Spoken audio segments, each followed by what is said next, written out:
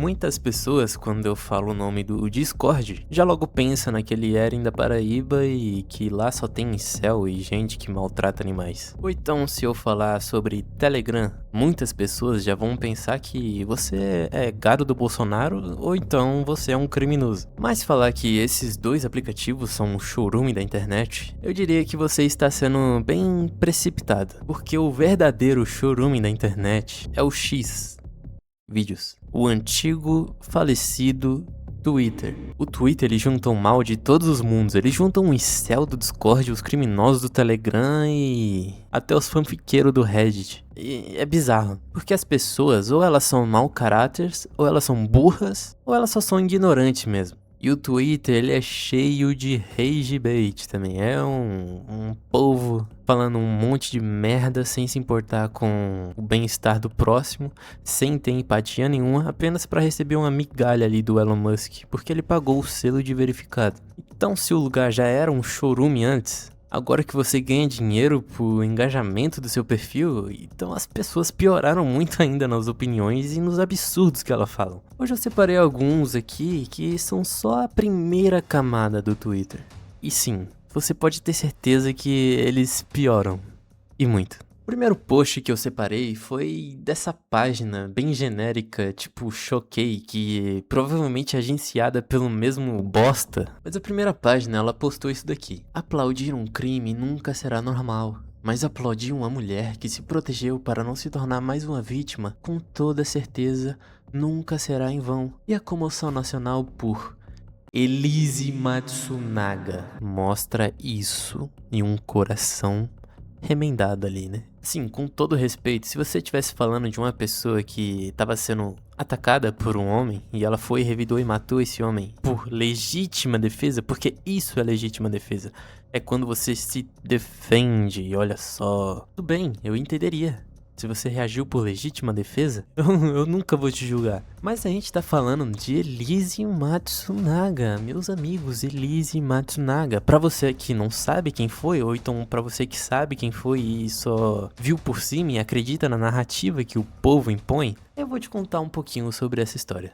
Marcos Kitano Matsunaga, ele foi um empresário nipo-brasileiro conhecido por ser o diretor executivo e herdeiro da gigante de alimentos Yoki. Sim, você já comeu uma farofa dele. O Marcos conheceu a Elise em 2004 por meio de um site de relacionamentos, porque na época a Elise ela era garota de programa e o Marcos ele ainda era casado, tá? Então a Elise conheceu o Marcos sendo amante. Depois de um tempo, o Marcos se divorciou da antiga esposa dele e assumiu o relacionamento com a Elise. E aí os dois se casaram em 2009. E em 2011 eles tiveram uma filha chamada Helena. E aí o casamento deles tinha umas crises de desconfiança. A Elise descobriu que o Marcos mantinha um amante. Quem diria, né? Que um cara que traiu a esposa com ela, iria trair ela com outra mulher. Olha só, meu Deus do céu, não vem escrito na testa. E aí, no dia 19 de maio de 2012, quando Marcos voltou pra casa, ele foi confrontado pela Elise, que ela tinha umas provas da traição dele. E durante a discussão, ele agrediu ela com um tapa e fez uma ameaça verbal. E aí Elise reagiu atirando na cabeça dele, a queima-roupa. E se a história tivesse acabado aí, beleza, ainda dá pra entender. Pô, a mulher foi agredida, foi ameaçada, ela se defendeu matando o cara. Só que aí, se ela tivesse parado aí, ainda daria pra ela alegar legítima defesa. Só que não, o que que ela teve a ideia? Ela foi, pegou o cara, o corpo do cara, né, o finado, pegou ele e falou assim, bom, eu vou fazer picadinho desse cara. Aí ela foi e começou a picotar o corpo do Marcos. Só que aí você pode estar falando, não, ela tava muito puta. Ela ficou puta com a situação e tava de cabeça quente. Ela foi e fez isso porque ela tava fora de si. Mas não, ela foi, começou a fazer picadinho dele, parou e falou, nossa, tá na hora de amamentar minha filha. Ela foi lá, amamentou a filha dela, depois voltou, começou a picar o cara de novo, colocou o corpo dele tudo numa mala, só o presunto, né, no caso, não o corpo mais, porque já tava tudo desmembrado, e abandonou as malas em uma mata. E aí a legítima defesa foi pro caralho, né, que legítima defesa é você se defender, e não você matar uma pessoa, você fazer picadinho dessa pessoa, depois você ocultar o cadáver, depois você alegar falando que você não fez nada, e depois que você for descoberta, você jogar um papinho de Ai, mas ele era tóxico comigo. E o povo levou isso como verdade absoluta, sendo que todas essas versões de que o Marcos era tóxico e que o Marcos agredia ela, de que o Marcos fazia tudo de ruim pra ela, partiu da defesa dela no julgamento. E é meio que óbvio que ela iria falar isso daí, porque ela alegou legítima defesa, então ela tinha que ter um contexto pra fazer esse crime horrível que ela fez. E ela foi e falou que ele era desse jeito. Ok, em contrapartida, né, tem dois lados, não sei se vocês sabem, mas a história tem dois lados. Já que o finado Marcos já estava um presuntinho, então foram a família e os amigos do Marcos que falaram que nunca existiram registros de briga anteriormente. Também tem um testemunho de pessoas próximas que afirmavam que ele a tratava ela muito bem e que o crime não foi uma reação de abusos, mas sim um ato premeditado motivado por vingança, porque ela descobriu que ele tava traindo ela. E aí a pessoa foi e achou de bom tom falar assim: nossa, a Elise Matsunagi é uma coitada da história. Olha só a carinha dela, galera. Uma psicopata que matou um cara e desmembrou ele e depois ocultou o cadáver. E vai deixar a filha em um eterno sofrimento porque não vai ter a mãe nem o pai pra cuidar deles. Oh meu Deus. E essa mesma página achou de bom tom falar: Elise Matsunaga afirmou durante um depoimento que a única pessoa para quem contaria toda a verdade seria a sua filha, caso um dia fosse perdoada por ela. Olha só, quem diria, né? Que a responsável por desgraçar a vida da filha tá implorando por perdão, pelo amor de Deus. E aqui é uma notícia bem triste, né, que o G1 trouxe, onde ele fala sobre o Diego Rafael, de apenas 19 anos. Ele trabalhava como um coletor de lixo na cidade de São Paulo. E infelizmente, quando ele exercia sua profissão, um motorista bêbado atropelou ele e ele veio a óbito. E com essa notícia bem triste, é de se esperar muita comoção, né, das pessoas do Twitter. Afinal, porra, todo militante usa Twitter, toda pessoa certinha usa Twitter, toda pessoa que propaga o bem usa Twitter.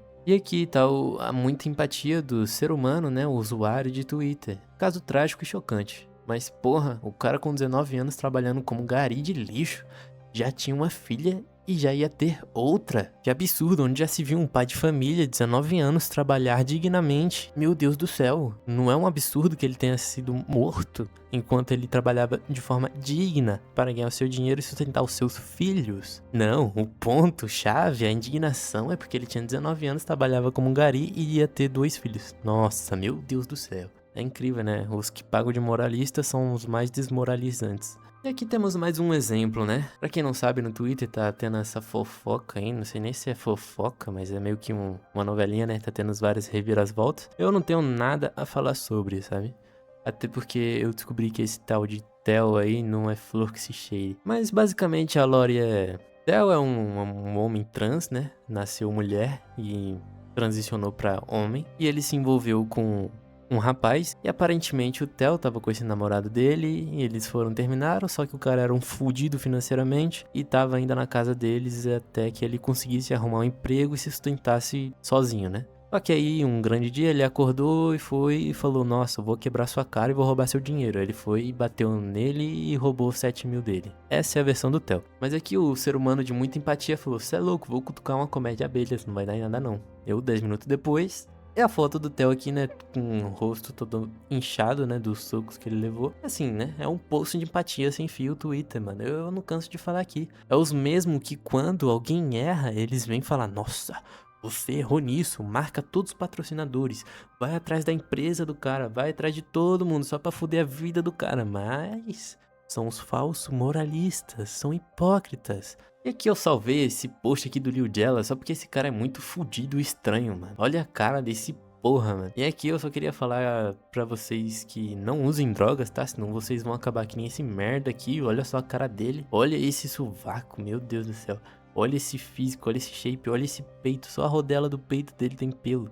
Olha essa porra, mano. Pra gente finalizar, só pra mostrar como é o chorume da internet mesmo, o Twitter, temos essa notícia aqui de que as garotas são sequestradas e torturadas por facção no RJ após gravarem story onde os bandidos apareciam armados para postar no Daily. Ou seja, elas estavam lá na comunidade falando assim: vamos gravar uma story aí, amiga. Gravaram story. Aí tinha um vagabundo pela saco lá no fundo, aparecendo com um fuzil na mão. E eles viram e falaram: nossa, acho de bom tom a gente pegar essas mulheres, sequestrar elas, torturar elas e estuprar elas, porque elas me gravaram lá no fundo. Eu tava com um fuzil, só porque eu sou bandido. E aí vamos ver, né, a empatia do povo por essas duas mulheres que foram vítimas. E aí o comentário é: cara, não justifica, mas essa galera que fica gravando em comunidade viaja. Tá aí pra vocês que gostam de visitar a favela, pra conhecer e sair filmando tudo. Nada justifica, mas elas também foram burras, viu? Ou seja, rapaziada, se você mora no Brasil, se você não tem condição financeira e se você mora em comunidade, você vai viver em uma gaiola, porque você não é livre. Você não é livre.